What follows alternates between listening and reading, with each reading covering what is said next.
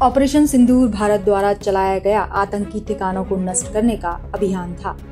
भारत ने ये तब चलाया था जब पहलगाम में आतंकी हमला हुआ था।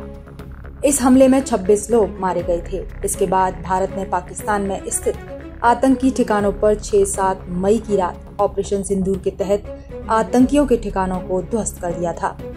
उसके बाद पाकिस्तान ने भारत पर ड्रोन से हमला कर दिया था, लेकिन भारत ने जवाबी कार्यवाही में पाकिस्तान को धूल चटा दी थी।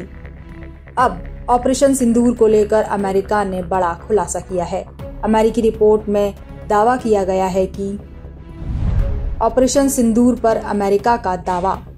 मई 2025 में भारत और पाकिस्तान के बीच 4 दिन की लड़ाई ऑपरेशन सिंदूर में पाकिस्तान को बड़ी सैन्य कामयाबी मिली थी। पहलगाम अटैक आतंकी हमला नहीं, विद्रोही हमला था।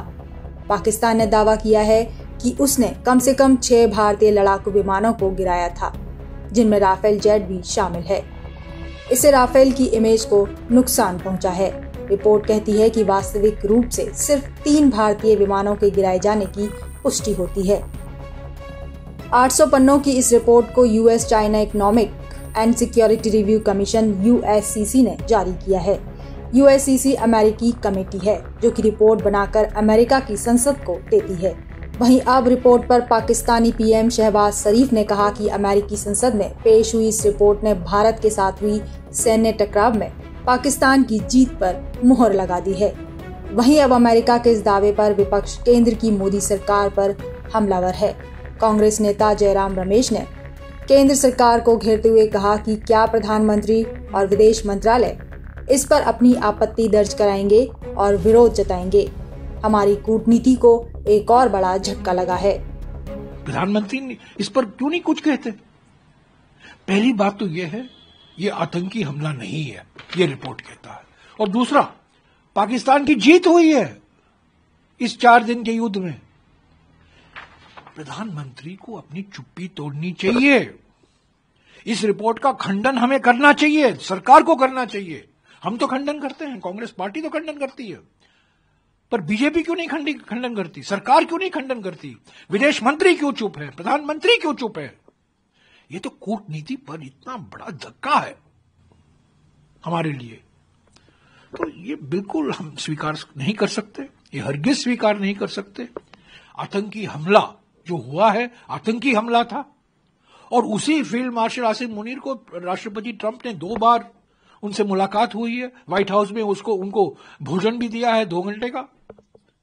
और पाकिस्तान की प्रशंसा होती जाती है और हम चुप हैं, हम कुछ कहते नहीं, कुछ करते नहीं। इधर अमेरिका ने जैसे ही दावा किया, उधर CDS अनिल चौहान ने अमेरिकी रिपोर्ट को खारिज करते हुए कहा कि पाकिस्तान का 6 जेट गिराए जाने का दावा बिल्कुल गलत है। हालांकि ये कोई पहली बार नहीं है। अमेरिका झूठ बोलने में माहिर है, ये किसी से छिपा नहीं है। भारत पाकिस्तान युद्ध को लेकर अमेरिकी राष्ट्रपति लगातार झूठे दावे करते आए हैं कि उन्होंने भारत और पाक के बीच युद्ध रुकवाया, जबकि भारत शुरू से ही ट्रंप के इस दावे को खारिज करता रहा है। बता दें कि 22 अप्रैल 2025 को पहलगाम के बैसरन वैली में आतंकी हमला हुआ था। इस हमले में आतंकियों ने पर्यटकों को निशाना बनाया था। आतंकियों ने नाम और धर्म पूछकर मारा था। इस हमले में लगभग 26 लोग मारे गए थे और कई घायल हुए थे, जिसके बाद भारत ने पाकिस्तान को घर में घुसकर मारा था। आतंकी ठिकानों के साथ साथ पाकिस्तान के कई एयरबेस तबाह कर दिए थे, जिसके बाद पाक घुटनों पर आया और युद्ध विराम के लिए मिन्नतें करने लगा था।